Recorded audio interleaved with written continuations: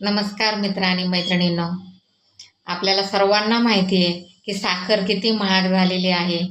पण चहा प्रेमी खूप आहेत आपल्या इथं. जवळजवळ 80% लोक हे चहा पितात. 20% लोक कुठंतरी चहा पित नसतील.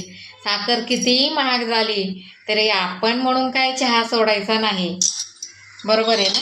हे बघा, मी तुम्हाला दाखवते. मी पण चहा बनवलेला आहे आणि आता चहा घेणार आहे. बर,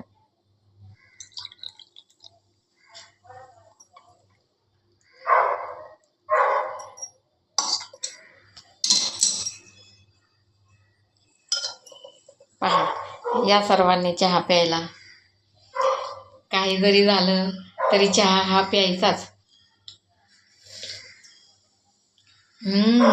छान. दिवसातून 2 टाइम तरी आपल्याला चहा लागतोच. माझी रील तुम्हाला आवडत असेल तर लाईक करा, कमेंट करा, मला फॉलो करा, सबस्क्राईब करा आणि जर व्हिडिओ आवडला तर शेअर पण करा. धन्यवाद.